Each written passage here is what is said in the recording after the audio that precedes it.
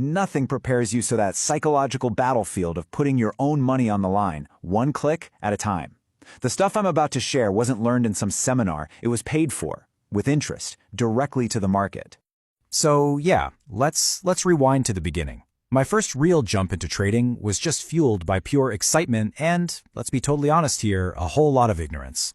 I saw the charts zipping up and down and I thought, oh yeah, I can catch that.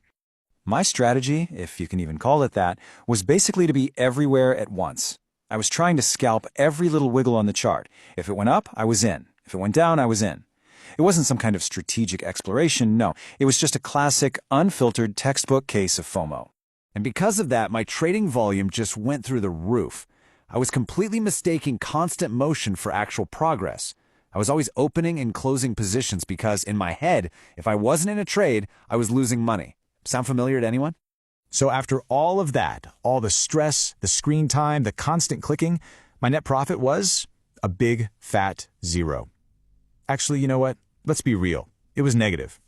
Once you factor in the slippage, the commissions, the bad trades, all that frantic activity had done nothing but dig me a hole. And that, right there, was my first, very expensive lesson. It became clear, and pretty fast, that my problem wasn't a bad market. The market was just doing its thing. No, the real enemy was staring right back at me from the reflection on the screen. It was my own psychology. It was my own flawed way of making decisions. So I had to stop and ask myself the tough question. This wasn't just bad luck. What were these invisible forces that were driving my decisions and just quietly bleeding my account dry? And here they are. These were the culprits. FOMO, fear of missing out, had me jumping into trades way too late. Loss aversion, that made me hold on to losing trades, just hoping and praying they'd turn around. And a couple of lucky wins, oh man, that just triggered massive overconfidence, which led me to take completely reckless, undisciplined risks. See, these weren't market problems, they were my own mental traps. Realizing all of this, that was the turning point. That's when I stopped being a gambler and I started trying to think like a professional. It meant I had to completely overhaul my entire philosophy about what trading even is. And this slide, this right here, is the entire shift in a nutshell. My focus changed completely. I stopped asking, how do I win more? How much can I make on this? And I started asking, how do I lose less? What's the absolute maximum I'm willing to lose if I'm wrong? That focus on defense, on protecting your capital, not just chasing profits, that's the bedrock of professional trading. This table pretty much maps out the whole journey. I started right there in phase 1, zero risk control, catastrophic drawdowns, total beginner stuff. But by phase 3, you can see the change started. I began implementing risk controls.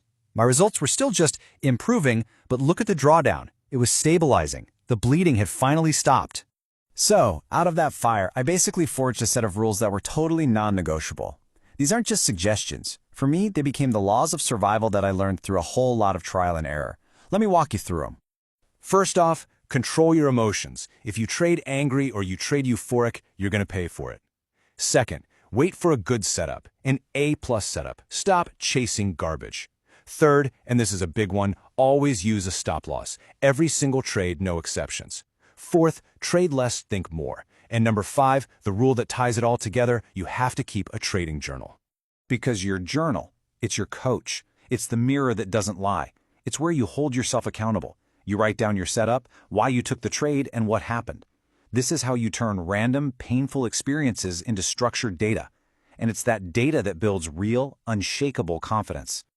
Okay, so how does all this manual discipline, all these hard-won lessons, how does that connect to the world of algo trading? Well, this is where it all starts to click into place. This was the light bulb moment for me. When I started backtesting strategies using Python, it became so ridiculously clear.